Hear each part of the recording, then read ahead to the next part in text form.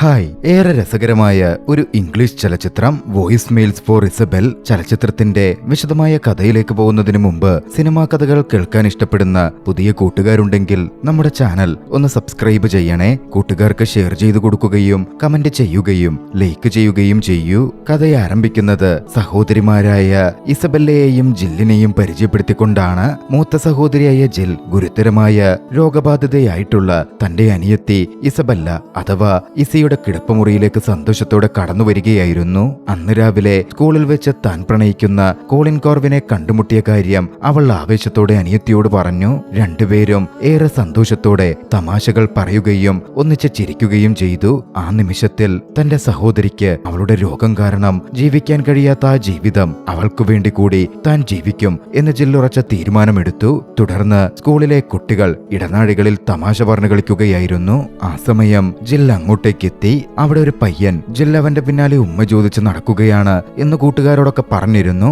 അതുകൊണ്ട് തന്നെ കോളിൻ എന്ന ആ പയ്യനെ ജിൽ എതിരിട്ടു. പക്ഷേ താൻ അവളുടെ കാമുകനാകാൻ പോകുന്നില്ലെന്നും മറ്റുമൊക്കെ പറഞ്ഞ് പുച്ഛത്തോടെയായിരുന്നു കോളിൻ സംസാരിച്ചത്. ആ തർക്കം മുറുകിയപ്പോ കോളിൻ ജില്ലിന്റെ സഹോദരിയുടെ രോഗത്തെക്കുറിച്ച് അവളെ വേദനിപ്പിക്കുന്ന തരത്തിൽ ഓരോ കാര്യങ്ങൾ പറഞ്ഞു. നിയന്ത്രണം നഷ്ടപ്പെട്ട ജിൽ ദേഷ്യം അടക്കാനാവാതെ അവനെ തല്ലാൻ തുടങ്ങി. ആ വഴക്ക് അവരെ പ്രിൻസിപ്പലിന്റെ ഓഫീസിലെത്തിച്ചു. അന്ന് രാത്രി ജില്ലിനെ സ്കൂളിൽ നിന്ന് സസ്പെൻഡ് ചെയ്തു. അതറിഞ്ഞപ്പോ രണ്ട് സഹോദരിമാരും വളരെയധികം ആവേശഭരിതരാവുകയായിരുന്നു ചെയ്തത്. അത് ആഘോഷിക്കാൻ അവർ നേരെ അടുക്കളയിലേക്ക് പോയി. ചോക്ലേറ്റ് പുഡിംഗ് ഉണ്ടാക്കാനും നൃത്തം ചെയ്യാനും ആരംഭിച്ചു. പെട്ടെന്നായിരുന്നു ഓവനിൽ തീ പിടിച്ചത്. ഭാഗ്യത്തിന് ആ സമയത്ത് അവരുടെ അച്ഛൻ അകത്തേക്ക് വന്നു. പ്രശ്നങ്ങളൊക്കെ ഒതുക്കി പതിവ് പോലെ എല്ലാവരും ഒന്നിച്ച് ചിരിച്ചു രസിച്ചു. പിന്നീട് ഒരു ദിവസം ഇസബെല്ലയെ ആശുപത്രിയിൽ പ്രവേശിപ്പിച്ചു. സഹോദരി ജിൽ അവളെ ഫോണിൽ വിളിച്ചു. അവരുടെ പ്രിയപ്പെട്ട പാട്ടായ റോബിൻ കേൾക്കാൻ ജിൽ അവളോട് ആവശ്യപ്പെട്ടു. ആ പാട്ടിന്റെ ചുവടുകൾ രണ്ടുപേർക്കും കാണാതറിയാമായിരുന്നു.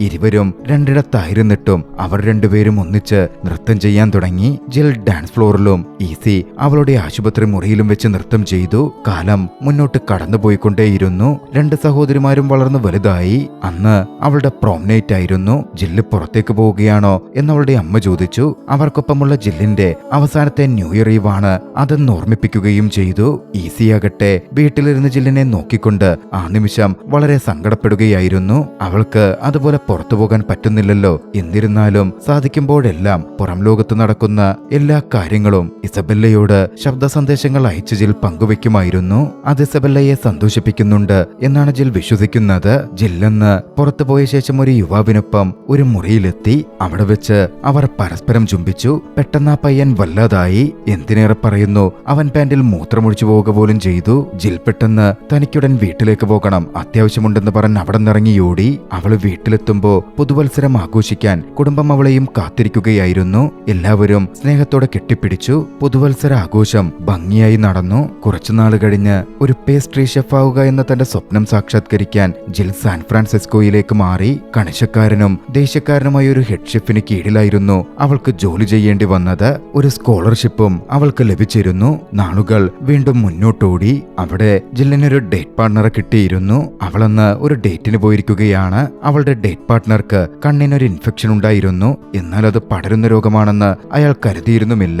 അയാൾ കണ്ണ് തുടച്ച ശേഷം ജില്ലിനെ തൊട്ടു. ജില്ല് ഉടൻ തന്നെ പുറത്തേക്കോടുകയും കാറിൽ കയറി പോവാൻ തുടങ്ങുകയും ചെയ്തു. ഇസബെല്ലിനോട് ഈ കാര്യങ്ങളൊക്കെ അവൾ വിളിച്ചു പറഞ്ഞു. അടുത്ത ദിവസം രാവിലെ അവൾ ഒരുങ്ങി നേരെ ക്ലാസ്സിലേക്ക് ഓടി. അന്ന് അവൾക്കൊരു പരീക്ഷയുണ്ടായിരുന്നു. സമയം കുറച്ച് വൈകിയിട്ടുമുണ്ട്. വേഗത്തിൽ തലത്തെത്തി അവൾ ഷെഫ് വസ്ത്രങ്ങൾ ധരിക്കുകയും മറ്റു കാര്യങ്ങൾ തയ്യാറാക്കുകയും ചെയ്തു. അവൾക്കന്നും കുംക്വാട്ടരിയുന്ന ജോലിയായിരുന്നു ലഭിച്ചത്. അവരുടെ ഹെഡ് ഷെഫ് എല്ലാവരുടെയും മുന്നിൽ വളരെ നല്ല രീതിയിലും സൗഹൃദപരമായും പെരുമാറുമെങ്കിലും അടഞ്ഞ വാതിലുകൾക്ക് പിന്നിൽ ഏറ്റവും മോശമായി പെരുമാറുന്ന ഒരു വ്യക്തിയാണ്. ജില്ലിനൊപ്പം പഠിക്കുന്ന ആൺകുട്ടികളും അവളെ ശല്യപ്പെടുത്തുകയും കിട്ടുന്ന അവസരങ്ങളിലൊക്കെ താഴ്ത്തിക്കെട്ടാൻ ശ്രമിക്കുകയും ചെയ്തിരുന്നു. ആർദർ മാത്രമായിരുന്നു അവളോട് നന്നായി പെരുമാറിയിരുന്നത്. നടക്കുന്ന കാര്യങ്ങൾ അത്രയും ഫോൺ വിളിച്ച് അവൾ ഇസിയോട് പറയാറുമുണ്ട്.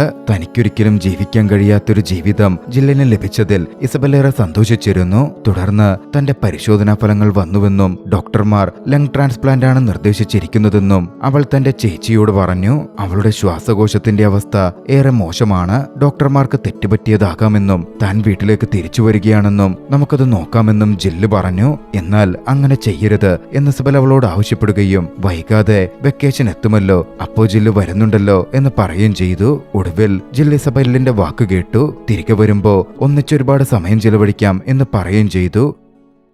അന്ന് വൈകുന്നേരം അവൾ മറ്റൊരു ഡേറ്റിന് പോയി. ഏതനുമൊത്തുള്ള ഡേറ്റ് ആയിരുന്നു അത്. അവരിരുവരും സംസാരിച്ചു നിന്നു. തന്നെ പറ്റിയുള്ള കാര്യങ്ങളൊക്കെ ഏതനങ്ങനെ തുറന്നു സംസാരിച്ചു നിൽക്കുകയാണ് ജില്ലിനമ്മയുടെ കോൾ വന്നത്. ഉടൻ തന്നെ അവളോട് നാട്ടിലേക്ക് വരാൻ അമ്മ ആവശ്യപ്പെട്ടു. കാര്യമെന്തോ സീരിയസ് ആണ് എന്ന് മനസ്സിലാക്കിയതും ജിൽ വേഗത്തിൽ അവിടെ നോടി നേരെ ആശുപത്രിയിലെത്തി. അമ്മ അവളോട് സംസാരിച്ചു. പെട്ടെന്ന് ഇസബലിന്റെ ഓക്സിജൻ ലെവൽ താഴ്ന്നുവെന്നും അവസ്ഥ വഷളാവുകയും ചെയ്തു എന്നമ്മ അവളോട് പറഞ്ഞു. അനിയത്തി കുറച്ചു മോശം അവസ്ഥയിലായിരിക്കും എന്നേ ജില്ലപ്പോൾ കരുതിയുള്ളൂ. എന്നാൽ വൈകാതെ ഇസബലിനെ തങ്ങളോടൊപ്പം ഇല്ലെന്ന കാര്യം അമ്മ അവളോട് വെളിപ്പെടുത്തി. ജില്ലിന് അത് വിശ്വസിക്കാൻ പറ്റുമായിരുന്നില്ല. അവൾ തന്റെ അനിയത്തി എവിടെ എന്ന് തിരയാൻ ശ്രമിച്ചു. വൈകാതെ യാഥാർത്ഥ്യം തിരിച്ചറിഞ്ഞ് മാതാപിതാക്കൾക്കൊപ്പം അവൾ പൊട്ടിക്കരഞ്ഞു. അധികം വൈകാതെ ഇസബെല്ലിന്റെ ശവസംസ്കാര ചടങ്ങുകൾ നടന്നു. ഇസബെല്ലിനെ ഓർത്തെടുത്ത് അവളന്ന് മനോഹരമായൊരു പ്രസംഗം നടത്തി. ആ ജന്മത്തിൽ ഇസബെല്ലിനെ കണ്ടുമുട്ടാൻ കഴിഞ്ഞത് തന്റെ ഭാഗ്യമാണെന്ന് ജിൽ പറഞ്ഞു. രണ്ടുപേരും ചേർന്ന് ഒരു ബേക്കറി തുടങ്ങണം എന്നത് അവരുടെ സ്വപ്നമായിരുന്നുവെന്നും താനത് പൂർത്തിയാക്കും എന്നും ഇസബൽ പറയുന്നുണ്ടായിരുന്നു. അവളുടെ വാക്കുകളിൽ ഇസബലിനോടുള്ള അവളുടെ സ്നേഹവും തന്റെ സഹോദരിയോടൊപ്പം ചിലവഴിച്ച നിമിഷങ്ങളും നിറഞ്ഞു നിന്നിരുന്നു. ഒടുവിൽ അവൾ വീട്ടിലേക്ക് മടങ്ങി. വീട്ടിലെത്തിയിരിക്കുമ്പോ ഇത്രയും വർഷങ്ങളായി ഇസബൽ അവൾക്കായി അയച്ച എല്ലാ വോയിസ് നോട്ടുകളും അവൾ കേൾക്കാൻ ആരംഭിച്ചു. ഇസബെല്ലയുടെ വേർപാട് ജില്ലിനെ വല്ലാതെ വിഷമത്തിലാഴ്ത്തിയിരുന്നു. എന്നാലും അവളുടെ ജീവിതം മുന്നോട്ടു പോയിക്കൊണ്ടിരുന്നു. ഒരു രാത്രിയിൽ ജിൽ തനിയൊരു ബെഞ്ചിലിരുന്ന് ഇസബലിന്റെ നമ്പറിലേക്ക് വോയിസ് മെയിൽ അയക്കാൻ തീരുമാനിച്ചു. ആ വോയിസ് മെയിൽ ചെന്നതാകട്ടെ വെസ് എന്ന വ്യക്തിക്കായിരുന്നു. അതിനോടകം ഇസബലിന്റെ ആ നമ്പർ വെസ്സിക്കായി ഒരു ടെലി കമ്പനി അനുവദിച്ചു കൊടുത്തിരുന്നു. അത് അവന്റെ പുതിയ വർക്ക് നമ്പർ ആണ്. ആ നമ്പറിലേക്ക് ജില്ലിന്റെ കോൾ വന്നപ്പോ കാമുകി വെസ്സിനോട് അത് ആരാണെന്ന് ചോദിച്ചു. ജോലി സംബന്ധമായ കോളായിരിക്കും എന്നായിരുന്നു വെസ് പറഞ്ഞത്. പിന്നാലെ അവൻ ആ കോൾ എടുക്കാൻ വാഷ്റൂമിലേക്ക് പോയി. മദ്യപിച്ച ലഹരിയിൽ ജിൽ തന്റെ മനസ്സിലുള്ള കാര്യങ്ങളെല്ലാം ഇസബെല്ലിനോട് എന്ന പോലെ ആ കോളിൽ പറയുന്നുണ്ടായിരുന്നു. വെസ്സിന് അത് വളരെയധികം രസകരമായി തോന്നി. അവൻ തിരികെയൊന്നും പറഞ്ഞതേയില്ല. അടുത്ത ദിവസം വൈകുന്നേരം ബേക്കറിൽ നിന്നിറങ്ങുമ്പോ ആർദർ ജില്ലിനോട് ഡേറ്റിന് വരുന്നു എന്ന് ചോദിച്ചു. ജില്ലും സമ്മതിച്ചു. അവരൊരു റെസ്റ്റോറന്റിൽ പോയി. അവളുടെ നീണ്ട അവധിയെക്കുറിച്ച് ആർദർ ചോദിച്ചപ്പോ അവൾ ഇസബെല്ലിനെ കുറിച്ച് പറയുന്നുണ്ടെങ്കിലും ആർദർ അതിന് വലിയ ശ്രദ്ധ കൊടുക്കുന്നുണ്ടായിരുന്നില്ല. അവൻ സംസാരം തന്റെ ബേക്കിംഗ് കഴിവുകളിലേക്കും ബേക്കറിയിലെ അടുത്ത ഹെഡ് ഷെഫ് താനാകാൻ പോകുന്നതിനെ കുറിച്ചുള്ള കാര്യങ്ങളിലേക്കും മാറ്റി. മറുവശത്ത് വെസ്റ്റസിയോടൊപ്പം പുറത്തുപോയിരിക്കുകയായിരുന്നു. അവർക്കിടയിൽ പ്രശ്നങ്ങൾ നിലകൊള്ളുന്നുണ്ട്. പുറത്തുവെച്ചുള്ള സംസാരത്തിലും തർക്കം ഉടലെടുത്തു. കാമുകി വെസ്സിനെ വിട്ടിറങ്ങിപ്പോവാൻ ആഗ്രഹിച്ചു. പക്ഷെ വെസ് അവളെ തടഞ്ഞു. അവർക്കിടയിലെ പ്രശ്നങ്ങൾ താൻ മനസ്സിലാക്കാൻ ശ്രമിക്കാമെന്നും താനിപ്പോൾ ആത്മാർത്ഥമായി മാപ്പ് ചോദിക്കുന്നു എന്നും അവൻ പറഞ്ഞു. അന്ന് ഡേറ്റിനായി രണ്ടിടങ്ങളിൽ പോയിരുന്ന ആ രണ്ട് ദമ്പതികളും രണ്ടിടത്തായി അടുപ്പമുള്ള ഒരു രാത്രി ചിലവഴിച്ചു. ഒരു വശത്ത് വെസ്സും കാമുകി ബ്രിട്ടും ആവേശകരവും ഊർജ്ജസ്വലവുമായ ഒരു രാത്രി പങ്കിട്ടു. അവളായിരുന്നു എല്ലാ കാര്യത്തിനും മുൻകൈയെടുത്തത്. അവളതേറെ ആസ്വദിക്കുകയും ചെയ്യുന്നുണ്ടായിരുന്നു. മറുവശത്ത് ആർദറും ജില്ലും കൂടുതൽ ശാന്തമായ ഒരു രാത്രിയാണ് പങ്കിടുന്നത്. ആർദർ അത് ആസ്വദിക്കുന്നുണ്ട് എന്ന് വ്യക്തമായി പറയുന്നുണ്ടെങ്കിലും ജില്ലിനത് ആസ്വദിക്കാനൊന്നും പറ്റുന്നുണ്ടായിരുന്നില്ല. ആ രാത്രി അങ്ങനെ കടന്നുപോയി. അടുത്ത ദിവസം ബേക്കറിയിൽ വെച്ച് കഴിഞ്ഞ രാത്രി തനിക്ക് ഒരുപാട് തിരിച്ചറിവുകൾ ഉണ്ടായെന്നും നമുക്ക് വീണ്ടും പുറത്തു പോകാം എന്നും ആർദർ ജില്ലിനോട് പറഞ്ഞു. പക്ഷേ തനിക്ക് വരാൻ കഴിയില്ലെന്നായിരുന്നു അവൾ പറഞ്ഞത്. അത് കേട്ടതും ആർദർ വികാരാധീനനായി. ജില്ല് തന്നെ ഒരു കളിപ്പാട്ടം പോലെ ഉപയോഗിച്ച് വലിച്ചെറിയുകയാണ് ചെയ്യുന്നത് എന്നവൻ അവിടെ വെച്ച് ആക്രോശിച്ചു. എല്ലാവരും കേൾക്കുകയായിരുന്നു അവൻ പറഞ്ഞുകൊണ്ടിരുന്നത്. അവൾക്ക് അവൾ ചെയ്ത തെറ്റിന് താൻ ശിക്ഷ നൽകും എന്നും ആർദർ ഭീഷണിപ്പെടുത്തി. കഥ അവിടെ നിന്നും വെസ്സിലേക്ക് തിരിയുന്നു. വെസ് ഒരു വിജയിച്ച റിയൽ എസ്റ്റേറ്റ് ഏജന്റ് ആണ്. എന്നാൽ മറ്റ് ഏജന്റുമാരുടെ സിസ്റ്റം ഹാക്ക് ചെയ്യാനും അവരുടെ ക്ലയന്റുകളെ തട്ടിയെടുക്കാനും അവൻ അവന്റെ ഒരു കൂട്ടുകാരനെ ഉപയോഗിക്കുന്നുണ്ടായിരുന്നു. അതിനെപ്പറ്റി ആ കൂട്ടുകാരനടക്കൽ അവൻ സംസാരിച്ചപ്പോ താനിപ്പോൾ ചെയ്ത പ്രവൃത്തി അവസാനത്തെ തവണയാണെന്നും ഇനിമേൽ താൻ വെസ്സിനെ സഹായിക്കില്ല എന്നും ആ കൂട്ടുകാരൻ വ്യക്തമാക്കി. പിന്നീട് ജില്ലൊരു കോഫി ഷോപ്പിൽ പോയി. ആ സമയം ഒരു വ്യക്തി അവളോട് സംസാരിക്കാൻ തുടങ്ങി.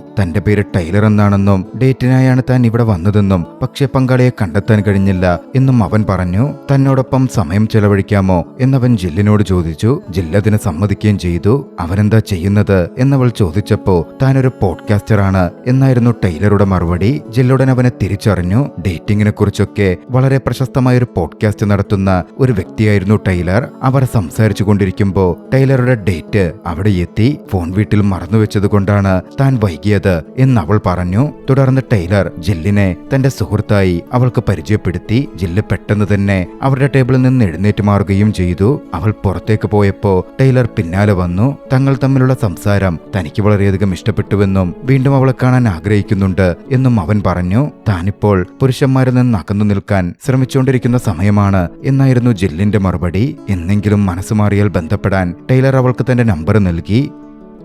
മറ്റൊരു വശത്ത് വെസ് ജോലി ചെയ്തുകൊണ്ടിരിക്കെ ജില്ലിന്റെ ഒരു വോയിസ് മെയിൽ അവന് ലഭിച്ചു.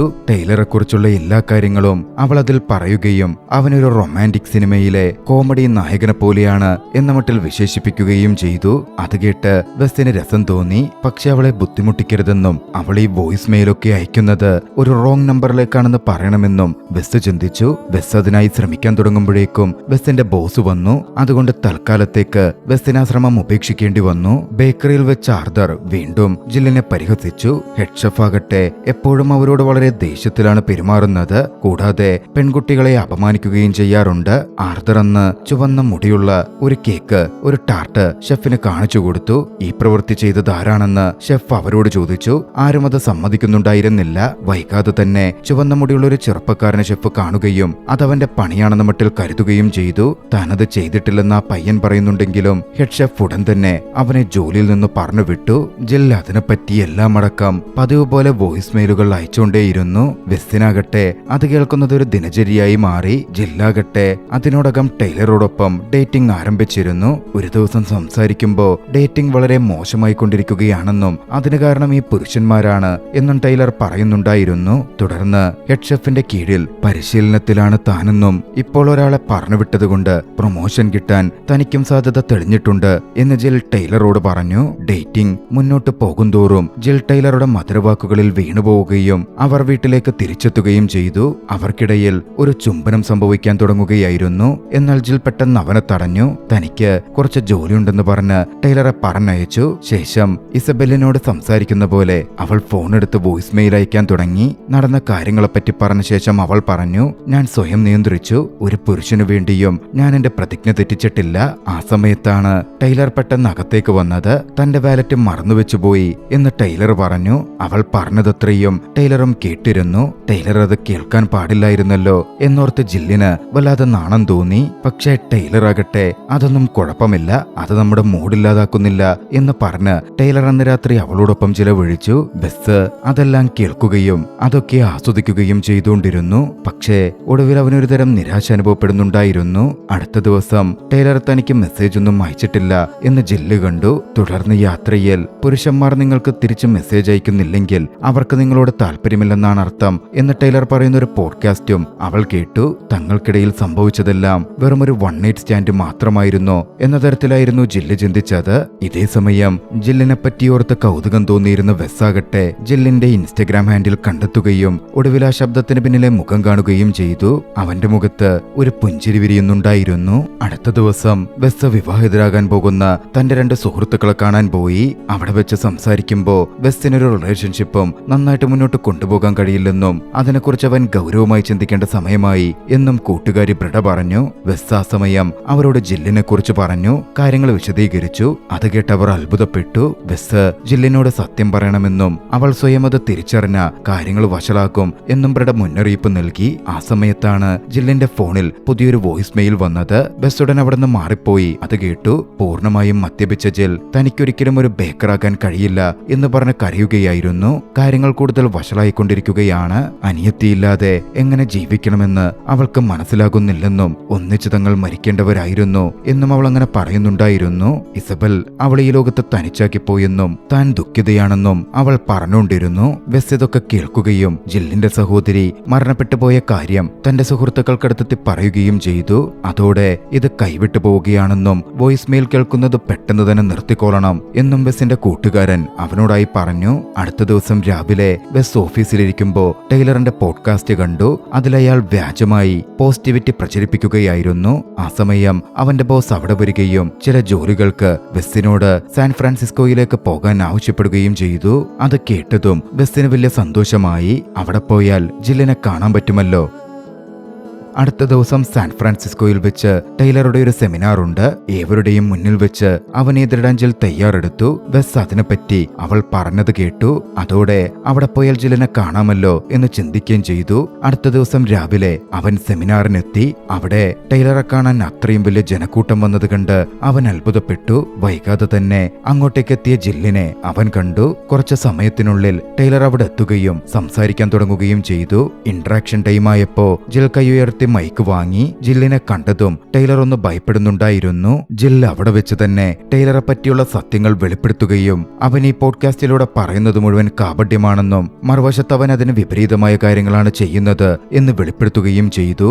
അവിടെ ഉണ്ടായിരുന്ന സ്ത്രീകൾ സത്യം മനസ്സിലാക്കി കൈയടിച്ച് ജില്ലിനെ പ്രോത്സാഹിപ്പിച്ചു. ജിൽ സന്തോഷത്തോടെ പുറത്തേക്കിറങ്ങി. ഒടുവിൽ അവൾ ഒരിടത്ത് പോയി തനിച്ചിരുന്നു. ആ സമയം ഫോണെടുത്ത് ഇസബെല്ലിനൊരു മെയിൽ അയച്ചു.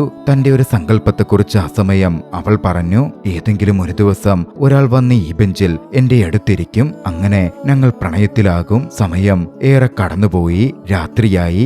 അവൾ ആ ബെഞ്ചിൽ തുടരുമ്പോ ബെസ് അവിടെ എത്തി. അവളുടെ അടുത്തിരുന്നു. അവൻ സ്വയം പരിചയപ്പെടുത്തി. ജില്ലും തന്റെ പേര് പറഞ്ഞു. പിന്നാലെ അവളുടൻ തന്നെ എഴുന്നേറ്റ് പോകാൻ തുടങ്ങി. എന്നാൽ തനിക്ക് അവളോട് ചിലത് പറയാനുണ്ട് എന്നുടൻ ബെസ് പറഞ്ഞു. ജില്ലത് കേട്ടൽപ്പം ആശയക്കുഴപ്പത്തിലായി. ബെസ് അവളോട് സത്യം പറയാൻ ശ്രമിച്ചു. എന്നാൽ ഒടുവിൽ അതിൽ ധൈര്യം ചോർന്നുപോയ അവൻ താൻ ഓസ്റ്റിനിൽ നിന്നാണ് വരുന്നതെന്നും താൻ ഇവിടുത്തെ പ്രദേശവാസിയായതുകൊണ്ട് തനിക്ക് ചില നിർദ്ദേശങ്ങൾ തരാമോ എന്നും തിരക്കി. താൻ ഇവിടുത്തുകാരിയല്ലെന്നും ഇപ്പോൾ പുരുഷന്മാരിൽ നിന്ന് അകലം പാലിക്കാൻ ശ്രമിക്കുകയാണ് എന്നുമായിരുന്നു ജില്ല് പറഞ്ഞത്. അവൾ പോവാനൊരുങ്ങിയതും ഇവിടെ ഏറ്റവും നല്ലൊരു ഭക്ഷണം കിട്ടുന്നത് എവിടെയാണ് എന്ന കാര്യം അവൻ ചോദിച്ചു. അവൾക്ക് ഏറ്റവും ഇഷ്ടപ്പെട്ട ഭക്ഷണത്തിന്റെ കാര്യമായിരുന്നു അവൻ ചോദിച്ചത്.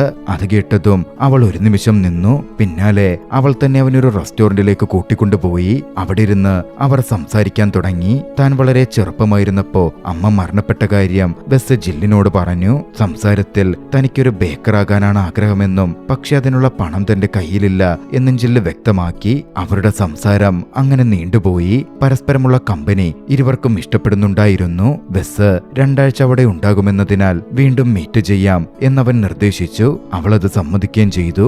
അടുത്ത 2 ആഴ്ച അവർ ആ നഗരത്തിൽ കറങ്ങി നടക്കുകയും നല്ല സുഹൃത്തുക്കളായി മാറുകയും ചെയ്തു. എന്നാൽ വോയിസ് മെയിലുകളെ കുറിച്ചുള്ള സത്യം ജില്ലിനോട് പറയാൻ ബെസ്സിനെപ്പോഴും ധൈര്യം വരുന്നുണ്ടായിരുന്നില്ല. പിന്നീട് ജില്ലും ബെസ്സും ഒരു സിറ്റി ടൂറിന് പോയി. ബസ്സിലായിരുന്നു അത്. ഹെഡ് ഷെഫ് തന്നോടെങ്ങനെയാണ് പെരുമാറുന്നതെന്ന കാര്യം അവൾ ബെസ്സിനോട് വിശദീകരിച്ചു. അത് കേട്ടതും അയാൾ അവളെ ചൂഷണം ചെയ്യുകയാണ് എന്നായിരുന്നു ബെസ് പറഞ്ഞത്. പോകുന്ന വഴിയിൽ ടൂർ ഗൈഡ് തമാശകൾ പറയാൻ ശ്രമിക്കുന്നുണ്ടായിരുന്നു. പക്ഷെ അത് കേട്ടാരും ചിരിക്കുന്നില്ല. ടൂർ ഗൈഡിന്റെ പ്രവർത്തനത്തിൽ ഏവരും നിരാശരായിരുന്നു. അതൊക്കെ കണ്ട് ആ വ്യക്തിക്ക് വളരെ നാണക്കേട് തോന്നുകയും അവൻ ആ ബസ്സിൽ നിന്ന് ഇറങ്ങിപ്പോവുകയും ചെയ്തു. അതോടെ ആളുകൾ നിശബ്ദരായി. പെട്ടെന്ന് ബസ് എഴുന്നേറ്റ് മൈക്ക് കയ്യിലെടുത്തു. പിന്നാലെ അവൻ ആ മൈക്കിൽ സംസാരിക്കാൻ തുടങ്ങി. തമാശകൾ പറഞ്ഞു. ആ സ്ഥലങ്ങളുടെ പ്രാധാന്യം വിശദീകരിച്ചു. അങ്ങനെ ആ ജനക്കൂട്ടത്തിന്റെ മനം അവൻ കവർന്നു. അവർ ഉറക്കെ ചിരിക്കാൻ തുടങ്ങുകയും മറ്റും ചെയ്തു. ജില്ലിനും ഇതൊക്കെ ഇഷ്ടപ്പെടുന്നുണ്ടായിരുന്നു. അന്നവർക്കിടയിൽ മനോഹരമായൊരു ചുംബനം സംഭവിച്ചു. ബെസ്സിനെ ജില്ലിന് ഇഷ്ടപ്പെടുന്നുണ്ടായിരുന്നു. പിന്നീട് ജില്ല് ബെസ്സിന് മനോഹരമായ ഭക്ഷണമുണ്ടാക്കി കൊടുത്തു. ഇത്രയും നന്നായി നീ എങ്ങനെയാ ഭക്ഷണം ഉണ്ടാക്കുന്നത് എന്ന് ബെസ് ചോദിച്ചു. ആ സമയം ജില്ല് പറഞ്ഞു, എന്റെ സഹോദരിക്ക് വീട്ടിൽ നിന്ന് പുറത്തു പോവാൻ കഴിയില്ലായിരുന്നു. ഒന്നിച്ച് ഭക്ഷണം പാകം ചെയ്യാൻ ഞങ്ങൾക്ക് വലിയ സന്തോഷമായിരുന്നു. ഞാൻ അങ്ങനെ പാചകം പഠിച്ചതാണ്. അതൊക്കെ കേട്ടപ്പോ ബെസ്സിന് വീണ്ടും അവളോട് സത്യം പറയാൻ തോന്നിയെങ്കിലും അതിനവന് പറ്റുന്നുണ്ടായിരുന്നില്ല.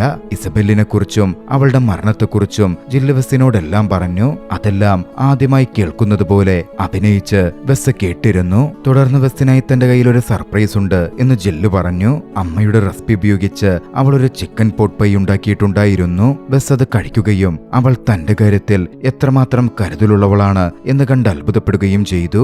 അവർ തമ്മിൽ പിന്നീട് അടുപ്പം വർദ്ധിച്ചു. ആ രാത്രി അവർ ഒന്നിച്ചു ചെലവഴിക്കുന്ന രീതിയിലേക്ക് കാര്യങ്ങൾ മാറി. പക്ഷെ പെട്ടെന്ന് എന്തോ തോന്നി ബെസ് പിന്മാറി. വാഷ്റൂമിൽ പോകാനെന്ന വ്യാജേന അവൻ അഭിനയിക്കുകയും വാഷ്റൂമിലേക്ക് പോവുകയും ചെയ്തു. കാര്യങ്ങൾ ഇനിയും മുന്നോട്ട് കൊണ്ടുപോകാൻ കഴിയില്ലെന്നും ജില്ലിനോടെല്ലാം തുറന്നു പറയണം എന്നും അവൻ തീരുമാനിച്ചു. പക്ഷേ അവൻ പുറത്തു വന്നപ്പോ ജിൽ അവനോട് സംസാരിക്കുകയായിരുന്നു ചെയ്തത്. നമുക്കങ്ങനെ മുമ്പോട്ട് പോകണ്ടെന്നും തൽക്കാലം നമുക്ക് TV കാണാം എന്നുമായിരുന്നു ജിൽ അവനോട് പറഞ്ഞത്. അതോടെ ബസ്സിന് അവളോടൊന്നും പറയാൻ പറ്റാതായി. അവരൊരു ഷോ കണ്ടിരിക്കുമ്പോ ബസ് അവളോട് സത്യങ്ങൾ അത്രയും തുറന്നു പറഞ്ഞു. എന്നാൽ ആ സമയത്ത് ജിൽ ഉറങ്ങിപ്പോയിരുന്നു. ബസ് പറഞ്ഞതൊന്നും ജില്ല് കേട്ടതുമില്ല. അവൻ അവളെ അടുത്ത് കിടക്കയിൽ കിടത്തി. അവൻ സോഫയിൽ കിടന്നുറങ്ങുകയും ചെയ്തു. അടുത്ത ദിവസം രാവിലെ എഴുന്നേറ്റ ജിൽ ബസ്സിനെ സോഫയിൽ കാണുകയും അടുത്ത് പോയി അവനെ കെട്ടിപ്പിടിക്കുകയും ചെയ്തു. ബസ്സിന്റെ ഈ പെരുമാറ്റവും സ്വഭാവവും ജില്ലിനേറെ ഇഷ്ടപ്പെടുന്നുണ്ടായിരുന്നു. ബസ്സിന് തിരികെ പോകാനുള്ള സമയമായി കഴിഞ്ഞു. പോകുന്നതിനു മുമ്പ് തന്റെ പ്രത്യേക വിഭവമായ ഡെസേർട്ട് ടാക്കോസ് ഉണ്ടാക്കാൻ താൻ ആഗ്രഹിക്കുന്നു എന്ന് ജിൽ അവനോട് പറഞ്ഞു. കാരണം അത് ഇസബെലിന്റെ പ്രിയപ്പെട്ട വിഭവമായിരുന്നു. ആ സമയമാണ്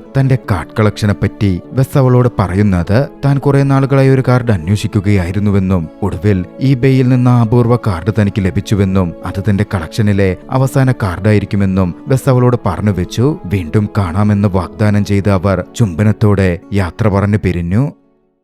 ശേഷം യാത്ര ചെയ്ത് ബസ് വീട്ടിലെത്തി. അവൻ തന്റെ സുഹൃത്തുക്കളെ ചെന്ന് കണ്ടു. സംസാരമധ്യേ താനൊരു പെൺകുട്ടിയെ കണ്ടു, അവളെ ഏറെ ഇഷ്ടപ്പെട്ടു എന്നൊക്കെ ബസ് പറഞ്ഞപ്പോ കൂട്ടുകാരും അത് കേട്ട് സന്തോഷിച്ചു. എന്നാൽ ആ പെൺകുട്ടി ജില്ലാണെന്നും അവളോട് അവൻ സത്യമൊന്നും പറഞ്ഞിട്ടില്ലെന്നും ബസ് വെളിപ്പെടുത്തിയതും കാര്യങ്ങൾ ഇങ്ങനെയാണെങ്കിൽ സങ്കീർണമാകുമെന്നും ഭാവിയിൽ അത് വലിയ പ്രശ്നമാകുമെന്നുമായിരുന്നു അവർ പറഞ്ഞത്. അവരുടെ വിവാഹത്തിന് താൻ അവളെ കൂടി വിളിക്കാൻ പോകുന്നുണ്ടെന്നും ആ സമയത്ത് സത്യമെല്ലാം പറയുമെന്നും ബസ് അപ്പോൾ വ്യക്തമാക്കി. ഒടുവിൽ അവരുടെ വിവാഹ ദിവസം എത്തി. ബസ്സിന്റെ ക്ഷണം സ്വീകരിച്ച് ജില്ലും അവിടെ എത്തിയിരുന്നു. വിവാഹ ചടങ്ങുകൾ നടക്കുമ്പോൾ ജില്ലിന്റെ കണ്ണ് മുഴുവൻ സമയവും ബസ്സിന്റെ മേൽ തന്നായിരുന്നു. പിന്നീട് ചടങ്ങുകൾക്കിടയിൽ ബസ് ടോസ്റ്റിനായി എഴുന്നേറ്റ് നിൽക്കുകയും സംസാരിക്കാൻ തുടങ്ങുകയും ചെയ്തു. ബ്രിഡയും മാൻഡിയും കണ്ടുമുട്ടാൻ പാടില്ലായിരുന്നു എന്ന് പറഞ്ഞ് അവൻ ഡെന്റിസ്റ്റിനെ കാണാനുള്ള അപ്പോയിന്റ്മെന്റിന് ആന്റി കാത്തിരിക്കുമ്പോഴാണ് ബ്രിഡ അവിടെ എത്തിച്ചേർന്നതെന്നും ബാക്കിയുള്ളത് ചരിത്രമാണ് എന്ന് തമാശ രീതിയിൽ പറയുകയും ചെയ്തു. വിധി എന്ന് ഒന്നുണ്ട് എന്നവൻ അതോടെ തിരിച്ചറിയുന്നുണ്ടായിരുന്നു. ആ സമയമാണ് ജില്ല് തണുത്തിരിക്കുന്നത് ബസ് ശ്രദ്ധിക്കുന്നത്.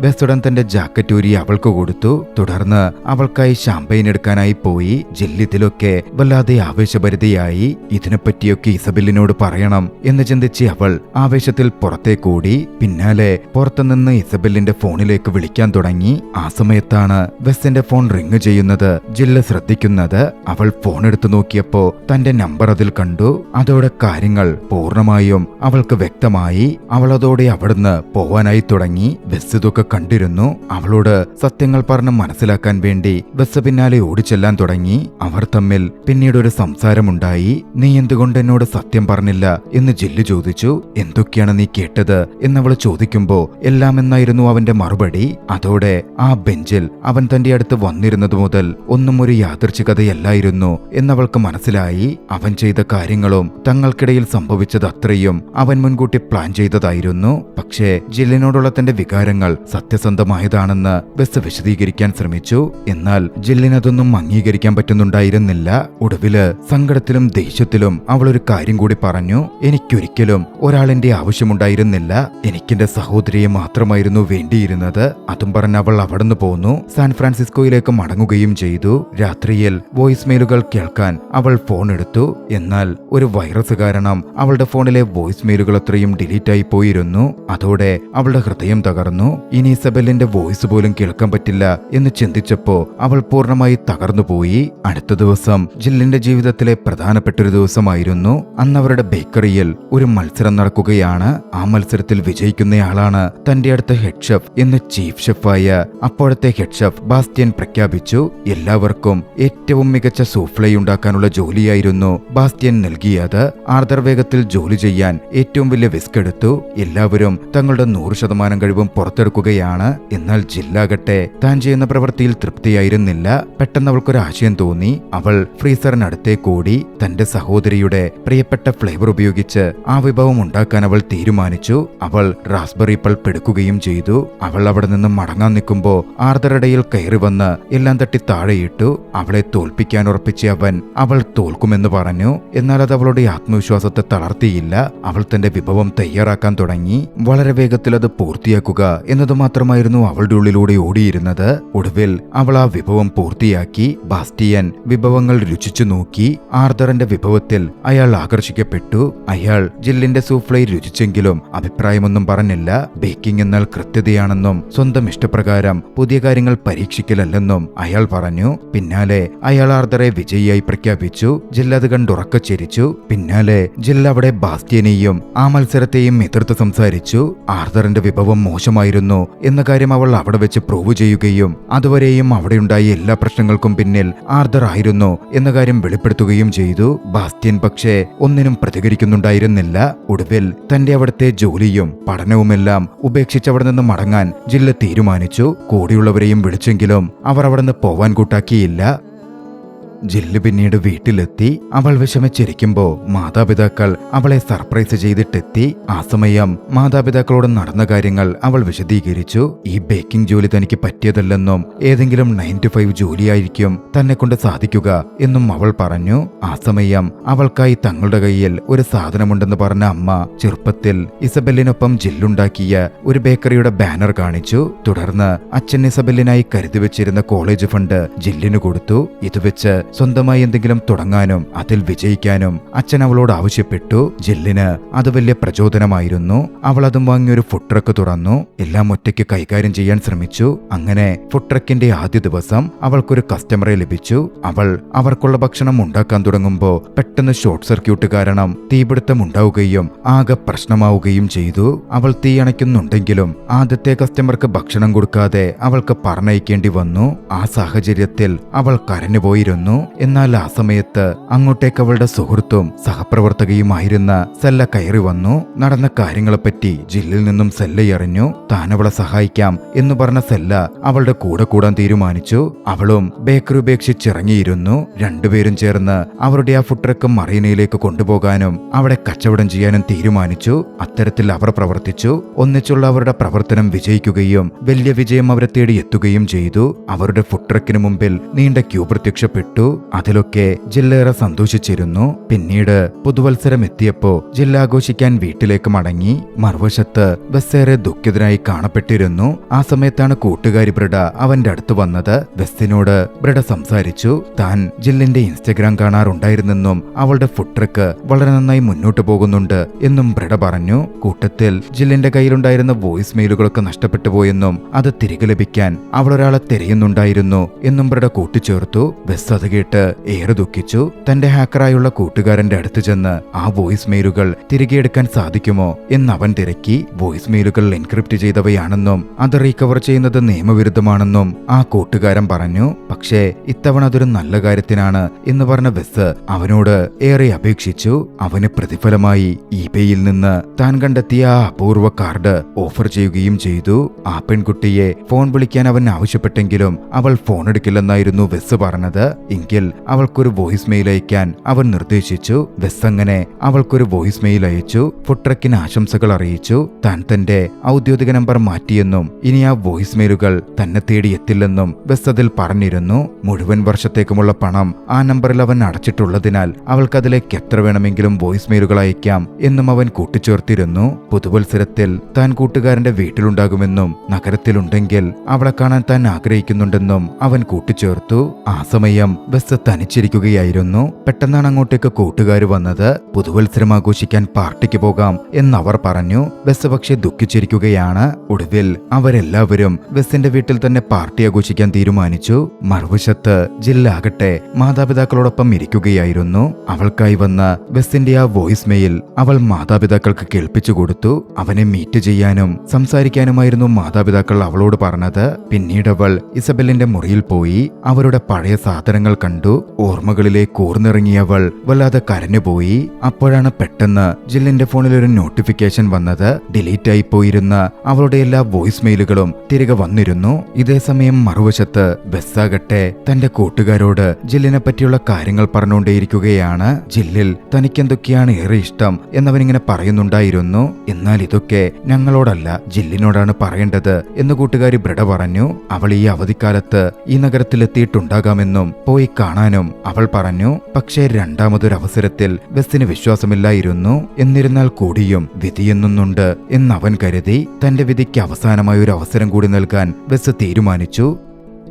അവൻ അവിടെ നിന്നും അവിടെയുള്ളൊരു റെസ്റ്റോറന്റിലേക്കായി ഓടി അവൻ ആ റെസ്റ്റോറന്റിലെത്തി. അവർ റെസ്റ്റോറന്റ് അടയ്ക്കാൻ തുടങ്ങുകയായിരുന്നു. പക്ഷേ അകത്തേക്ക് കയറാൻ അവൻ അപേക്ഷിക്കുകയും അവർ അതിന് സമ്മതിക്കുകയും ചെയ്തു. അകത്തേക്ക് കയറിയവൻ അവിടെ ഇരുന്ന് ജില്ല് ടാക്കോസ് കഴിക്കുന്നത് കണ്ടു. ബസ് നേരെ ജില്ലിനടുത്തെത്തി തന്റെ മനസ്സ് തുറന്ന് അവളോട് സംസാരിച്ചു. അവൻ പറഞ്ഞ ഓരോ വാക്കുകളും അവളുടെ ഹൃദയത്തിൽ തൊട്ടിരുന്നു. അവളുടെ കണ്ണുകൾ നിറഞ്ഞു. അവരിരുവരും അവിടെ വെച്ചൊന്നിക്കുകയായിരുന്നു. കഥ പിന്നീട് കുറച്ചു നാളുകൾ മുന്നിലേക്ക് പോകുന്നു. അവരുടെ ഫുഡ് ട്രക്ക് ബിസിനസ് ഇപ്പോഴും വളരെ നന്നായി മുന്നോട്ട് പോകുന്നുണ്ട്. ബസ് അന്ന് അവിടെ ഉണ്ടായിരുന്നു. ബസ് ഇസബെല്ലിനായി ഒരു വോയിസ് മെയിൽ അയച്ചു. താനിന്ന് ജില്ലിനോട് തന്റെ ഒപ്പം താമസിക്കാൻ വേണ്ടി ആവശ്യപ്പെടും എന്ന കാര്യം പറഞ്ഞു. ജില്ലിനെ നന്നായി താൻ നോക്കിക്കോളാം എന്നവൻ ഇസബെല്ലിന് വാഗ്ദാനവും ചെയ്തു. ഇതേ സമയം ജില്ല് ഇസബെല്ലിനെ വിളിച്ചു. എന്നിട്ട് ഇത് തന്റെ അവസാനം വോയിസ് മെയിൽ ആയിരിക്കും എന്ന തരത്തിൽ അവളോടായി പറഞ്ഞു. താൻ ഇനി ഓക്കെ ആയിക്കൊള്ളുമെന്നും ബസ് കൂടെയുണ്ടല്ലോ എന്നും അവൾ പറഞ്ഞു വെച്ചിരുന്നു. അപ്പോഴാണ് പെട്ടെന്ന്